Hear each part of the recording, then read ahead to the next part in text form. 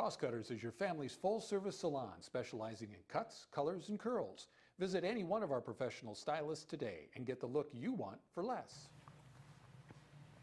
Hello and welcome to Making the Grade, Winona Area Public Schools' monthly television show where we talk about the great things happening.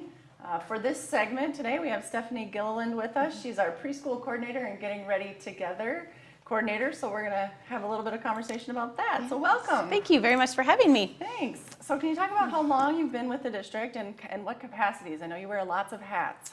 Yes, so this was my 10th full year with the district. Okay. I started in early childhood, and then I went to first and second grade teacher for a couple years, and now I've been back in early childhood for 4 years. Okay. And currently I'm the early childhood educator for ECFE, which is the Early Childhood Family Education Program. I also am the preschool coordinator, as you had mentioned, for both Community Kids Preschool and Rolling Stone Preschool. Okay. I'm program coordinator for our summer intensive Getting Ready Together program, which is a summer boost, which we'll talk about in a bit for students entering kindergarten. And then I'm also coordinator for the early childhood screening that we do within the district. Lots of hats. Absolutely. Is early childhood certification different than just a K-4? What does someone do something special to be early childhood certified? For us within the Winona Area Public Schools, all of our early childhood teachers have a Minnesota State teaching license, so they are right on the board with all K1 to early childhood elementary teachers. Wonderful. Absolutely. Is that required, or is that something Winona has just put a important emphasis on? That is Winona taking a very importance, that we truly believe in the best education for these young learners and setting up for them for the best kindergarten and beyond success that we can do. So. Absolutely. That is great. Can you tell us a little bit about the Community Kids Preschool and the Rolling Stone Preschool? Yep, so we are a school readiness. It's the Community Kids Preschool is a collaboration between early childhood education and early childhood special education. So it is an inclusive preschool where you have typical students intermingling with students with special needs. So it really just gives them, all of the children, the varied abilities to learn and play together and grow with their peers in a non-intrusive environment. How long is their day when they're in preschool? We run 2.5-hour sections. We have morning sections and afternoon sections based on which families feel best meets their needs and their schedule. And what are the class sizes, or about how many kiddos are you serving during that time? Yep, each class holds 15 students. We have 10 students, typical students, and then 5 students that are on IEPs served to the special education department. Okay, great.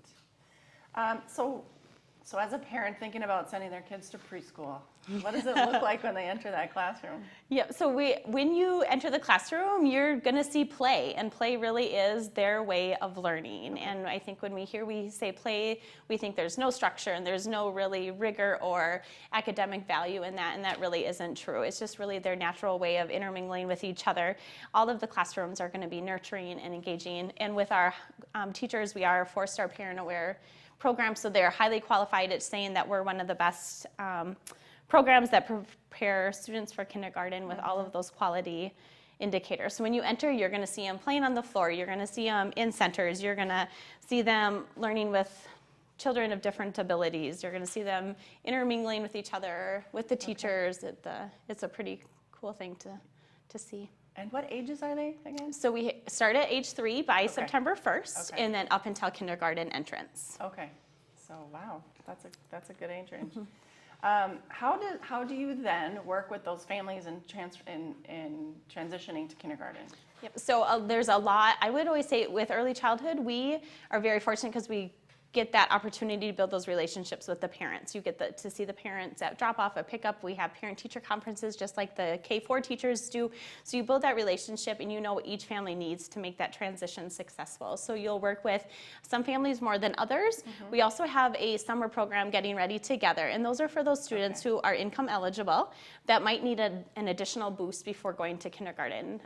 And with that program, there's a strong social-emotional aspect of how it looks when you come to school, saying goodbye to mom and dad, sitting at a lunch table, interacting with your peers, because a lot of the students who have come to the Getting Ready Together program have never been in an early childhood environment. So it's really setting them up for success in the kindergarten as a nice little way to practice before fall comes and it's gung-ho.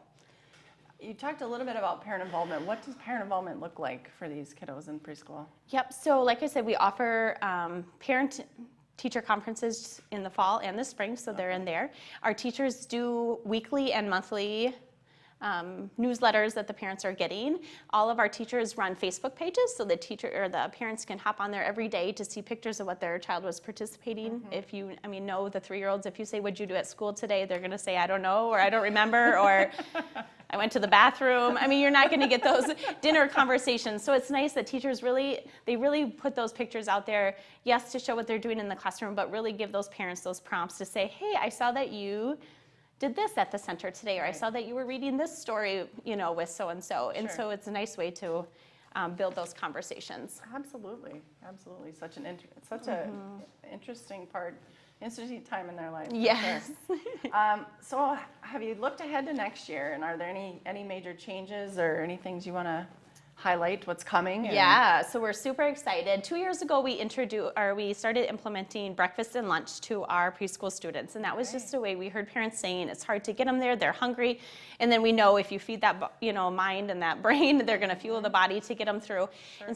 And then with surveys that we've done for parents, both statewide and community-wide, internally, we have found that transportation has been a huge barrier for families to be able to access early learning programming. So we are going to pilot for 1 year offering transportation on the school bus routes in the Winona Area Public Schools, transportation to all students enrolled at Community Kids Preschool at Goodview Elementary. So that's new for next year. It's new for next year, and so That's exciting. that no longer has to be a barrier for those families on how they're going to get their child to or from preschool, or not even be able to let them come to preschool because of their work schedule or daycare schedule, whatever that might look like. They can hop on a school bus just like any other student K-4 and come to preschool for us. That is a really amazing change. It's huge. Yeah. It's huge, and we're very excited about it. You mentioned the cap of 15. So do we enroll as many as we need to, and then look at teaching staff, or is it vice versa that we only have so many slots? Or right now we only have so many slots. We have 6 sections of preschool with 15 each, and that's just been on past year's numbers. So from next year, we are full for next year, but we will start a waiting list. And if that waiting list comes to the point where we feel like we can add more sections, then we will add that sections and look at teaching time then. But we always want to serve families, and if we can serve them, we will look at additional programming to open that up. So 6 sections, how many, that's a tongue twister right there. Yeah. How many teachers do we have at our pre-K program? So we have 2 early childhood licensed lead teachers at Community Kids Preschool. We also have 15 students at Rolling Stone Preschool with a teacher. Okay. So we serve a total of 90 at Community Kids and then 15 at Rolling Stone. But we only have 2 teachers. They run morning and afternoon programmings. We offer 2-day, 3-day, and 5-day programming for preschoolers. So lots of choices. Are there any special things a parent needs to know if they want to sign up, or how do they sign up or get on the waiting list, as you mentioned? Right, yep, and I would say don't be afraid to get on that waiting list. I said we're always constantly looking at those numbers. It fluctuates, and so don't be afraid to get on that waiting list and see what happens. But the easiest way to call is just call our early childhood programming out at Goodview Elementary, which is 494-0913, and we'll get you set up to whichever way we need to route your call. If they're thinking, is this right for me? What kind of things would you say to a parent? Like, it's right for you when blank types of things are happening? Like, I would say it's right all the time. The kids are naturally wanting to engage with peers, and a lot of times we think sometimes preschool we want to have to go and learn our alphabet and our math, and that's not the case. A lot of preschool is just coming to learn, to be with friends and pass the milk at the lunch table, or even greet an adult that you don't know when they come into the classroom. Respect that. So much of it is socially emotional, and I say there's no harm in any of it, but also know that there's also lovely programming elsewhere too, and it doesn't fit into every family's lifestyle as well. Absolutely. So the getting ready together piece. Yes. Can you talk about when that runs and how a parent would inquire about that, or be interested in so I would get on there. Acceptance letters have gone out. We do have a few more openings for that program, but I would encourage you to, again, call that same number, 494-0913, and we'll get that application filled out. It's an income eligible based program, so we can set you up with what that looks like, and if you're eligible for it, we'll fill out the application and we can help you with that. But that runs from the middle of June to the middle of August. It's a 9-week program, Monday through Thursday, free meals, again, free transportation. There's free transportation. There is, yep, at no cost to the family. So the program is paid for, the meals are paid for, transportation is paid for. It's a super fun opportunity to get ready. This is a critical and hard age to work with. What made you want to be in early childhood?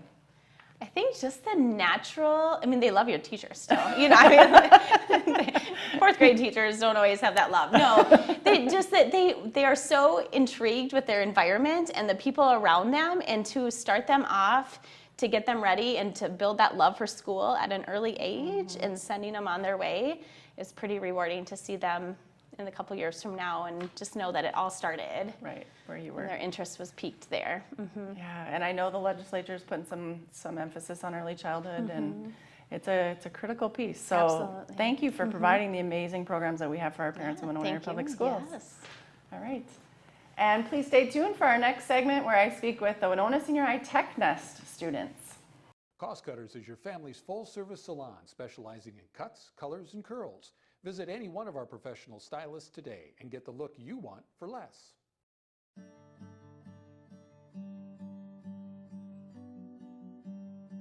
Perfect. Perfect. Perfect. Getting the right look at the right price Perfect. is always in style at Cost Cutters. Located in the professional building in the Winona Mall, 507-454-6030.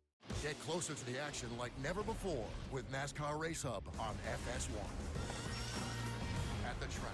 Looks like Superman won. In the shop. Catching up with Joey Logano. On the headsets and behind the scenes. Every night, the place to be on FS1. Hear the story from the drivers who lived it. That's how tough the track was to drive. And get the ultimate setup from the legends of the sport. You can't script it. There's certain things out of your control. NASCAR Race Hub, all season long on FS1. Cost Cutters is your family's full-service salon specializing in cuts, colors, and curls. Visit any one of our professional stylists today and get the look you want for less. Yeah, nice to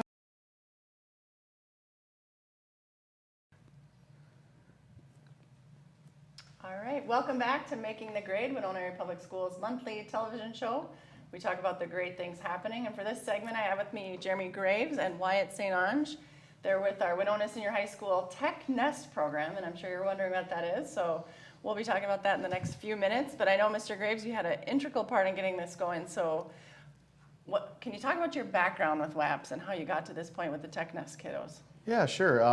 I started out, I'm a social studies teacher by trade and love history, and started, and there was an opening for the library media specialist position a few years back, and I put in for that and decided to take that avenue, and it really got me in the tech side of things, and was always kind of a tech savvy person, and it was natural, and loved reading and loved history and all that good stuff, and started looking at other school districts and what they were doing, and with the technology piece and trying to get those students ingrained and involved, and I thought a tech team would be good. Right, right. So how did that idea, how did it come to fruition, and who are the Tech Nest kids? Yeah, it started with two really wonderful students that I had that literally forced me to use them because they were so good and so awesome. Brad Budnick and Kyler Golden, big shout out to them because we wouldn't be sitting here today without them really just being smart and driven students themselves in the tech field. So it sprouted out from there to where we wanted to find some time and a fixed time and to give these kids credit for the work that they're putting in for our school district and for the high school in particular. Right. What types of productions, or what are they doing, or what does a Tech Nest? Yeah, it's several functions now. They provide overall basic tech support. They're kind of the very first level of tech support for the high school, and so if teachers have issues, minor issues and stuff, they're able to go out and troubleshoot them. Then they're also working on major service work projects. They have to pick some type of project to give back to our high school community at the high school there, or maybe the community in general, or our district. And then they work on other little mini projects at Horizon and work with teachers to create videos or whatever it might be. And so how many students do you have in the Tech Nest program? Currently we have 11 that are active 4-credit students, and then we have 2 freshmen right now that are kind of interning/volunteering. So we have 13 total, and hopefully we can continue to grow it. And once they sign up for Tech Nest in the beginning of the year, are they Tech Nest all year? Or? We try to do that. We work within their schedule. So Wyatt here, for instance, you did a 0-hour first semester, I believe, Wyatt. So we try to accommodate what fits within their schedule. Okay. And if there's any open spots or potential electives that we could use the tech nest for. Okay. Yeah. So it's so exciting to talk to kids who are actually doing what we're talking about. Yeah. So some of the things Mr. Graves talked about, what have you done and how many years have you been a tech nest person?